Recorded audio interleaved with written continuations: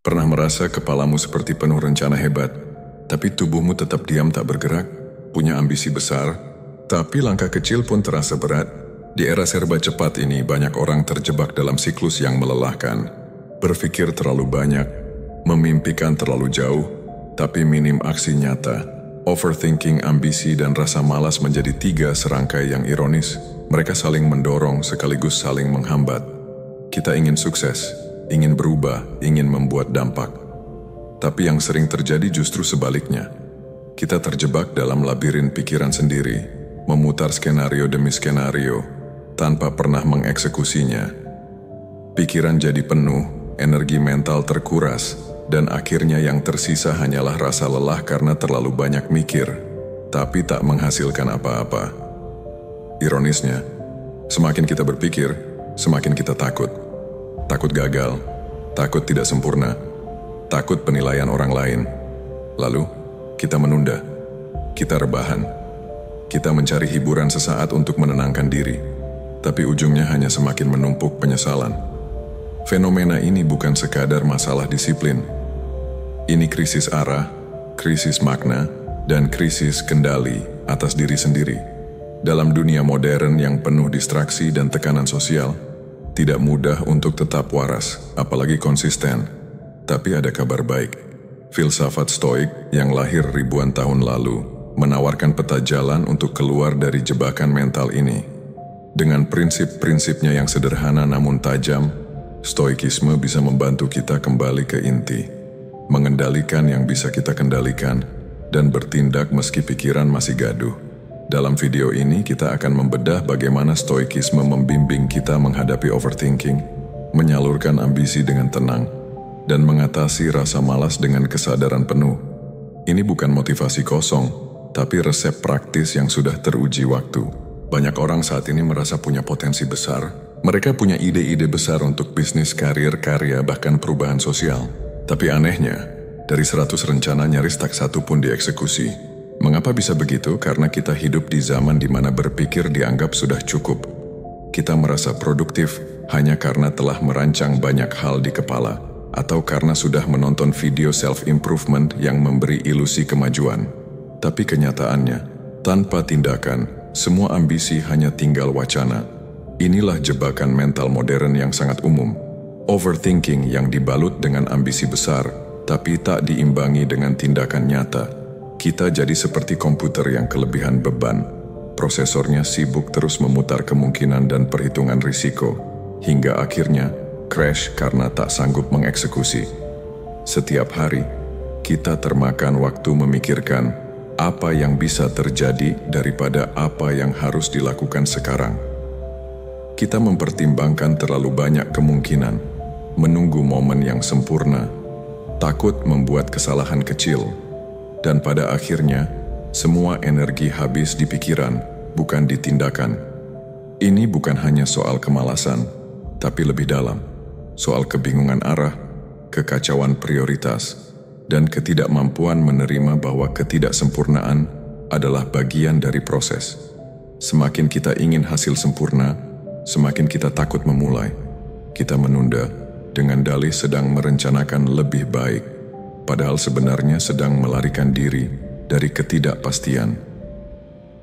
Filsuf-filsuf Stoik seperti Epictetus dan Seneca sudah lama mengingatkan bahwa berpikir berlebihan tanpa aksi hanya akan membuat jiwa terombang-ambing. Stoikisme mendorong kita untuk berani bertindak meski belum yakin sepenuhnya. Karena dalam tindakan ada kejelasan, dalam langkah nyata ada pembelajaran, dan hanya dari situ ambisi bisa berubah menjadi realitas.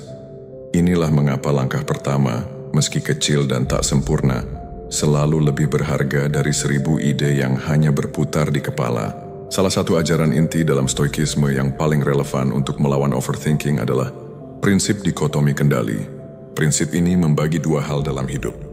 Yang berada dalam kendali kita, dan yang di luar kendali kita. Kedengarannya sederhana, tapi dalam praktiknya, pemahaman ini bisa jadi pembebasan luar biasa dari beban mental yang selama ini menumpuk di kepala. Sebagian besar overthinking muncul karena kita mencoba mengendalikan hal-hal yang sebenarnya berada di luar jangkauan kita. Kita memikirkan apakah orang akan menyukai karya kita, apakah usaha kita akan gagal atau sukses, bagaimana pendapat orang terhadap kita, atau apakah masa depan akan berjalan sesuai harapan. Tapi semua itu, respon orang lain, hasil akhir, kejadian di luar diri, bukan di bawah kuasa kita sepenuhnya. Yang bisa kita kendalikan hanyalah upaya kita, keputusan kita, dan cara kita merespons situasi. Bayangkan seseorang yang hendak melamar pekerjaan. Ia telah mempersiapkan CV terbaik, belajar untuk wawancara, dan datang tepat waktu.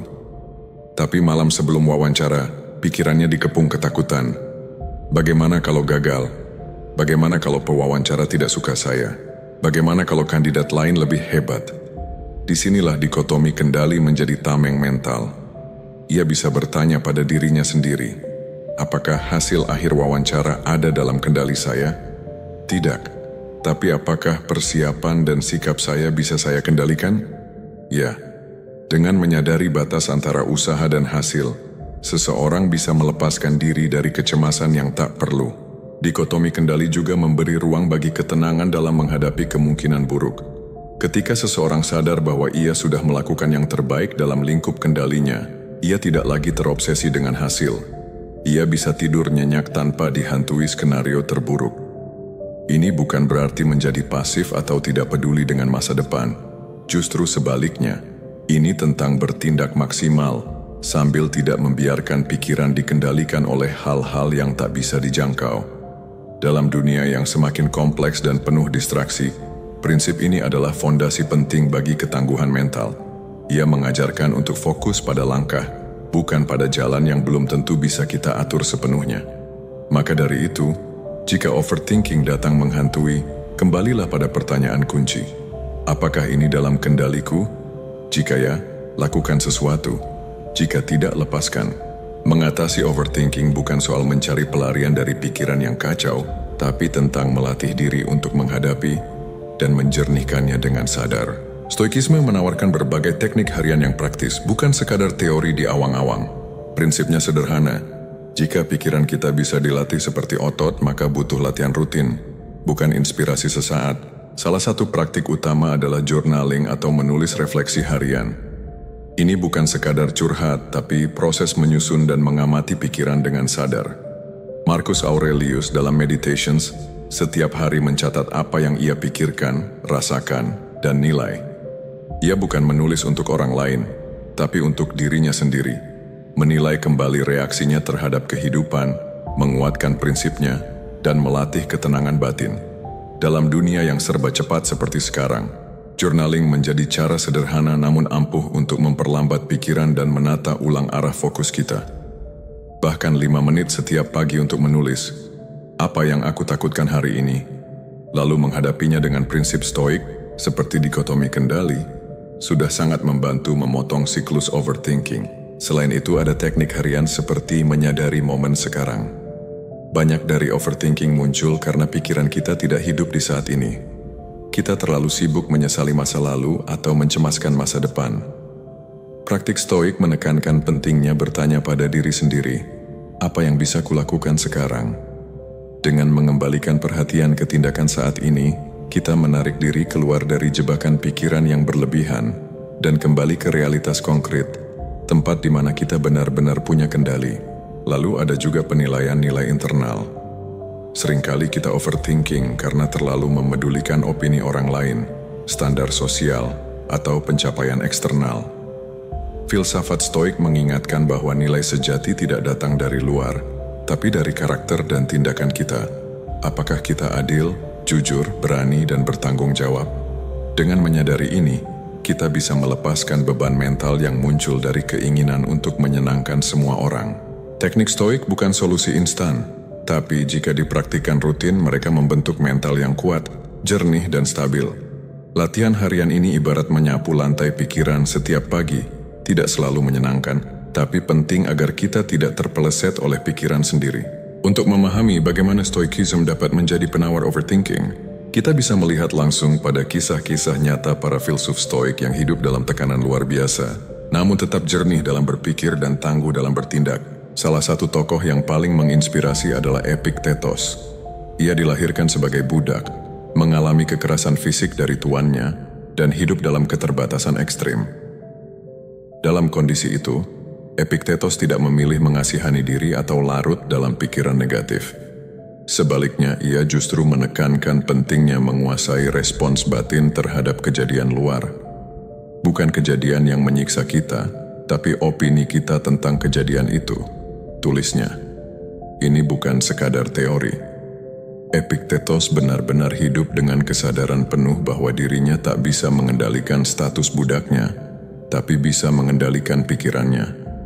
Dan justru karena itu, ia menjadi manusia yang benar-benar bebas dalam jiwanya. Kisah lain datang dari Seneca, filsuf sekaligus politisi di zaman Nero yang penuh bahaya. Di tengah intrik kekuasaan dan ancaman kematian, Seneca tetap produktif menulis, mengajar, dan mempraktikkan stoikisme. Ketika akhirnya ia diperintahkan untuk bunuh diri oleh kaisar, Seneca menghadapinya dengan ketenangan luar biasa.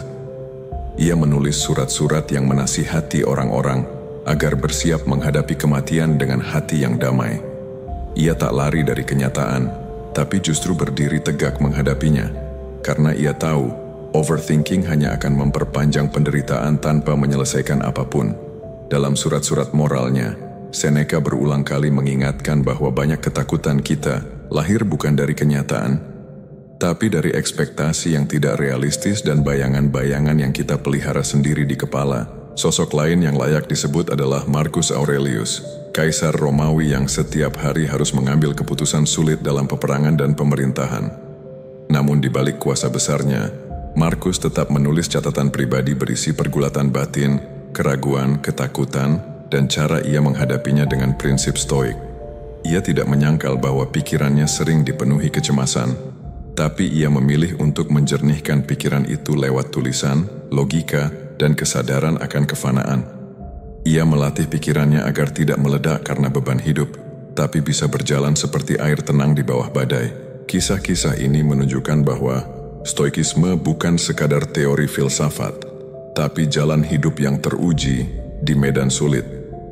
Mereka yang mempraktikannya bukan orang-orang tanpa tekanan, tapi justru mereka yang menghadapi tekanan paling besar dan berhasil melewatinya tanpa tenggelam dalam overthinking. Dari mereka, kita belajar bahwa ketenangan bukan datang dari hidup yang mudah, tapi dari pikiran yang terlatih menghadapi hidup yang sulit.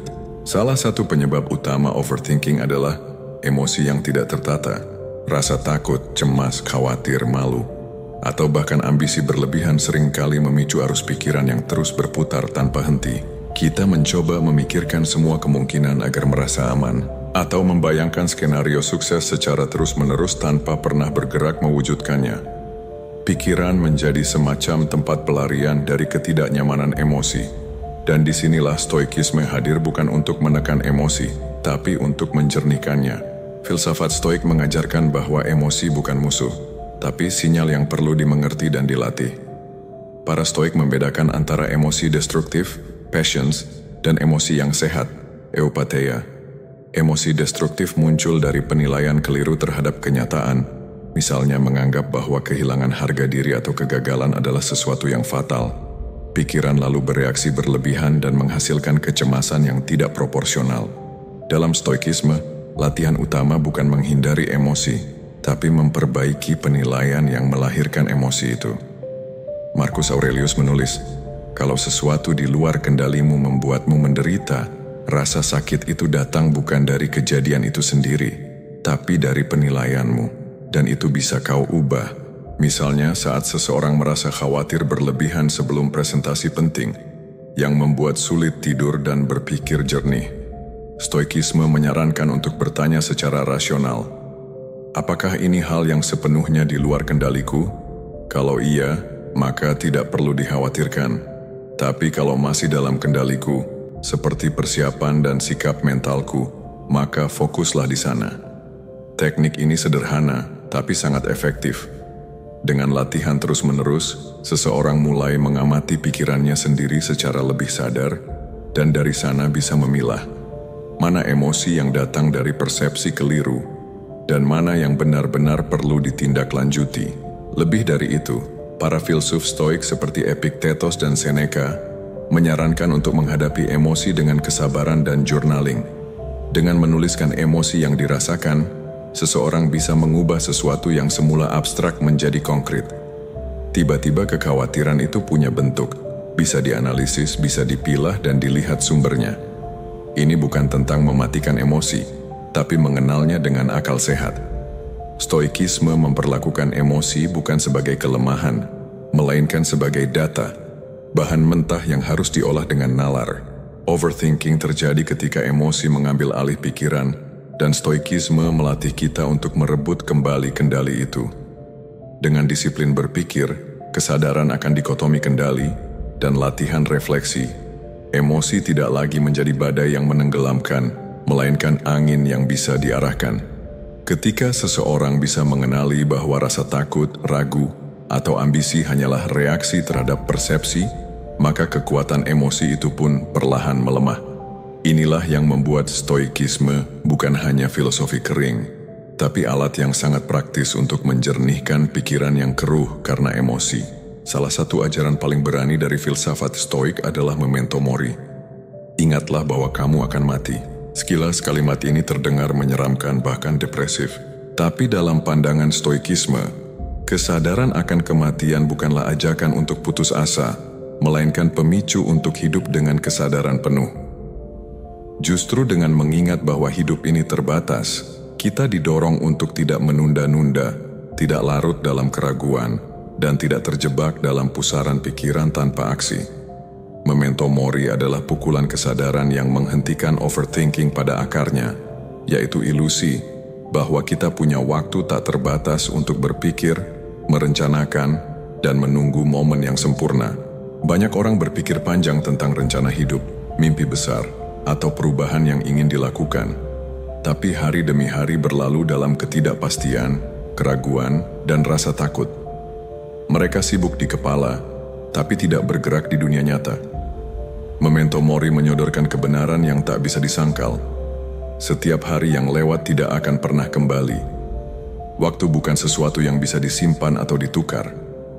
Setiap detik yang dipakai untuk overthinking adalah detik yang tidak bisa digunakan lagi untuk bertindak. Marcus Aurelius menulis dalam Meditations, "Jangan bertindak seolah-olah kamu akan hidup 10.000 tahun lagi. Kematian mengintai. Sementara itu, hargai hidupmu selagi ada dan kerjakan apa yang bisa kamu kerjakan." Dalam praktiknya, mengingat kematian tidak berarti terus-menerus membayangkan hal suram, tapi lebih kepada menempatkan prioritas hidup secara jernih. Apakah hal yang sedang kamu pikirkan akan tetap penting jika kamu tahu waktu hidupmu tinggal setahun? Apakah keraguan itu layak menahan langkahmu jika kamu tahu esok bisa saja menjadi hari terakhirmu? Memento mori adalah lensa pembesar yang menyaring mana yang esensial dan mana yang sekadar gangguan mental. Para stoik menggunakan teknik ini untuk mempercepat pengambilan keputusan dan membebaskan diri dari pikiran-pikiran yang tidak produktif. Dengan mengingat bahwa waktu hidup terbatas, mereka lebih berani untuk gagal, lebih siap untuk mencoba, dan lebih ringan dalam melepaskan sesuatu yang tidak penting. Sebaliknya, mereka yang terjebak dalam overthinking seringkali memikirkan semuanya secara mendetail tanpa menyadari bahwa mereka sedang membuang waktu yang sangat berharga. Overthinking sering berpijak pada harapan bahwa nanti akan ada waktu yang lebih baik. Saya masih harus mempersiapkan ini itu dulu, atau saya belum siap sekarang. Tapi stoikisme, melalui memento mori, menantang langsung pola pikir itu. Hidup tidak menunggu kesiapan siapapun, yang ada hanya saat ini, dan tindakan kecil yang bisa dilakukan sekarang. Ketika seseorang menyadari bahwa dirinya bisa mati kapan saja, maka pikiran-pikiran berlebihan akan kalah oleh urgensi untuk bertindak. Maka memento mori bukanlah ajaran kelam, melainkan alarm untuk hidup dengan keberanian dan kejelasan. Dalam filsafat stoik, terdapat satu prinsip mendalam yang dapat mengubah cara kita memandang hidup, amor fati, atau mencintai takdir. Ini bukan sekadar menerima keadaan buruk, tetapi benar-benar mencintainya, menjadikannya bagian dari perjalanan hidup yang bermakna. Bagi mereka yang sering overthinking karena hidup tak sesuai ekspektasi, amor fati menawarkan cara berpikir baru, bahwa apapun yang terjadi, baik atau buruk, adalah bagian penting dari pertumbuhan pribadi. Seringkali orang ambisius mengalami tekanan mental ketika rencana gagal atau harapan tak terwujud. Mereka overthinking karena merasa semua harus sempurna, semua harus cepat berhasil. Padahal, kenyataan tidak selalu mulus. Disinilah Amor Fati berperan, mengajarkan bahwa bahkan kegagalan adalah sahabat dalam perjalanan. Ketika kamu bisa berkata, "Aku menerima ini dan aku tetap akan berjalan," maka overthinking akan berkurang. Sebab kamu tidak lagi menolak kenyataan, melainkan berdamai dengannya. Filsuf Stoik seperti Seneca mendorong kita untuk melihat segala kejadian sebagai bagian dari narasi besar kehidupan yang sedang kita jalani. Ia pernah mengatakan bahwa nasib buruk tidak menjatuhkan kita, tapi justru membentuk kita. Dengan mengadopsi sudut pandang ini, kita bisa meredam pikiran negatif dan berhenti melawan hal-hal yang sudah terjadi. Alih-alih berlarut dalam penyesalan, kita belajar melihat hikmah di balik kegagalan. Dalam praktiknya, Amor Fati bisa dilakukan dengan refleksi sederhana. Saat hal buruk terjadi, jangan buru-buru marah atau putus asa.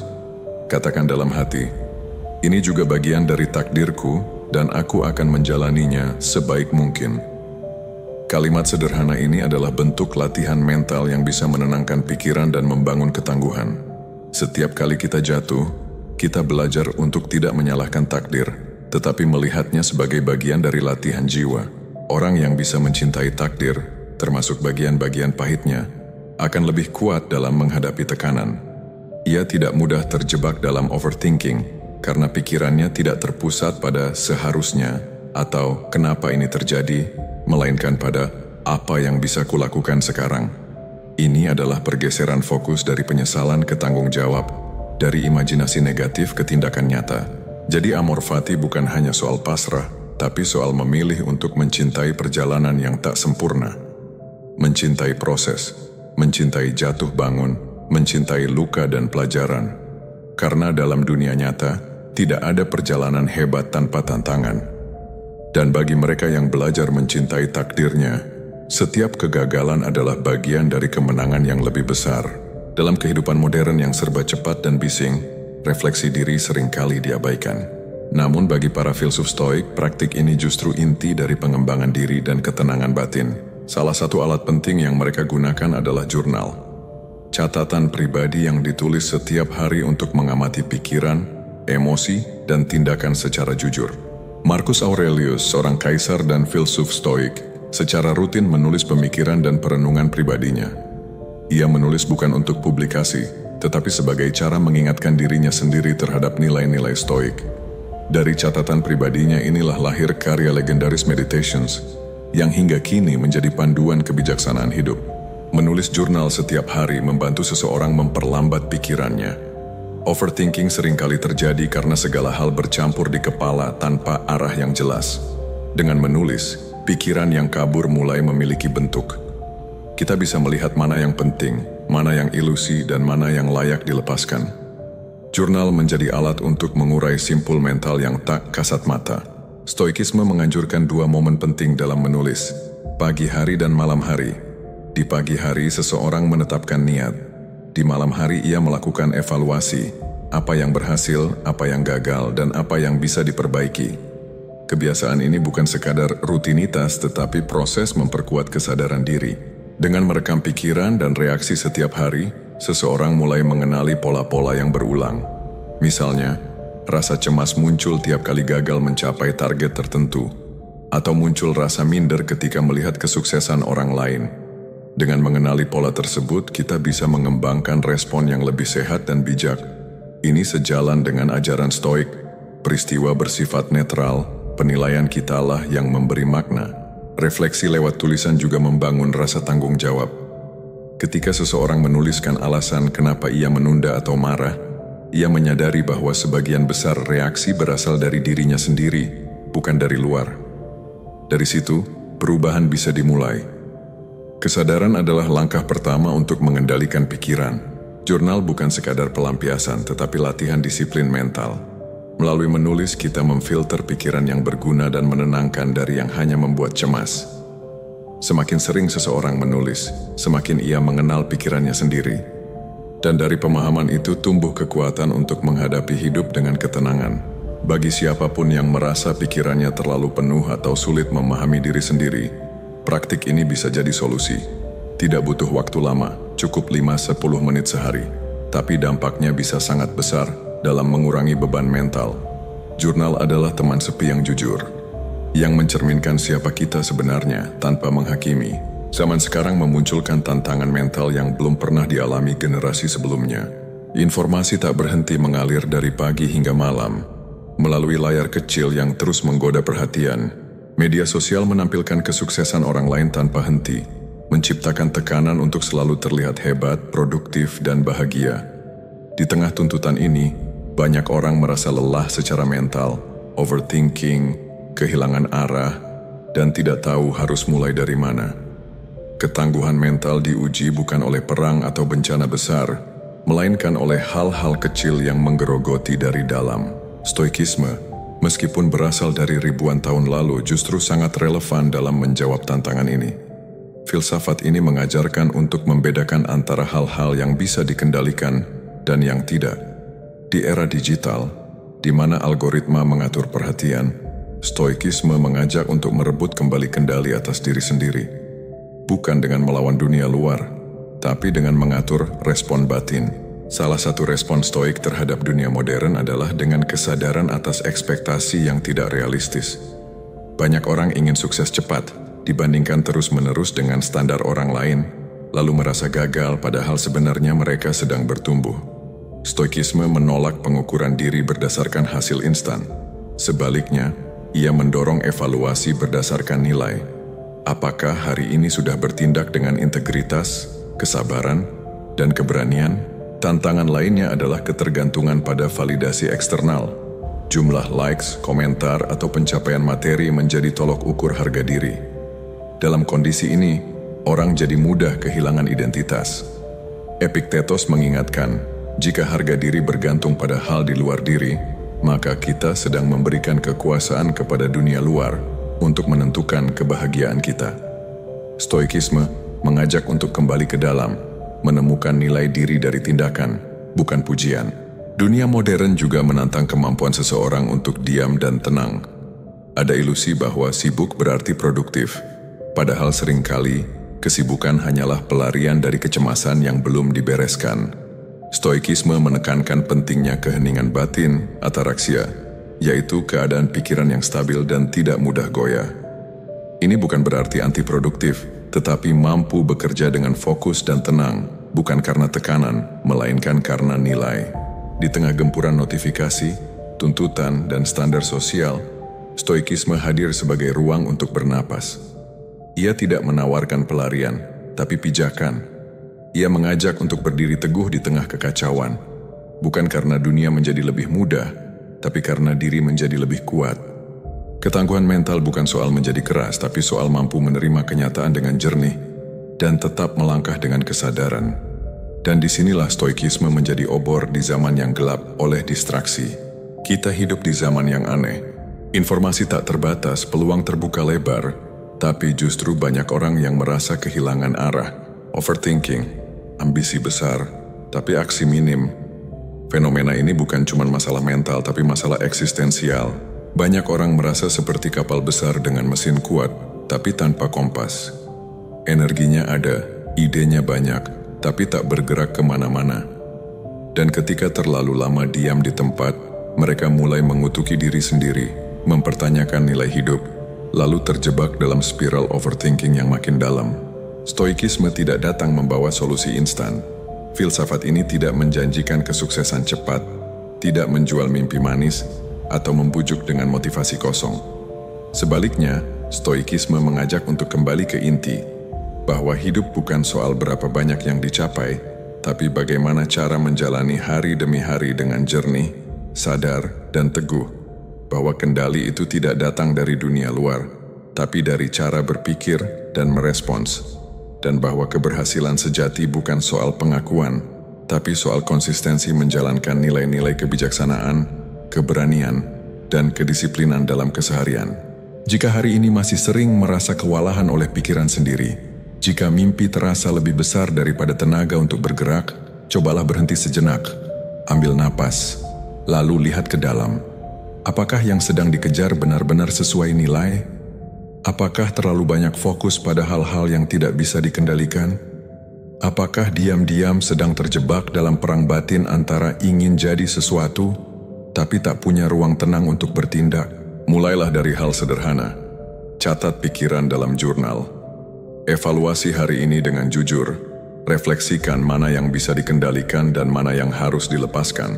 Tidak perlu langsung menyelesaikan semuanya. Cukup lakukan satu langkah kecil dengan sadar. Dan besok ulangi lagi. Itulah jalan stoik. Perlahan tapi pasti pikiran yang berisik akan mulai diam. Dan tindakan yang kecil akan membentuk arah. Ingatlah kata Marcus Aurelius. You have power over your mind, not outside events.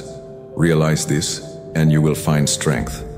Kekuatan sejati tidak datang dari kemenangan besar, tapi dari keberanian untuk terus melangkah, bahkan saat pikiran sedang tidak bersahabat. Mari jadikan stoikisme bukan sekadar konsep, tapi latihan harian.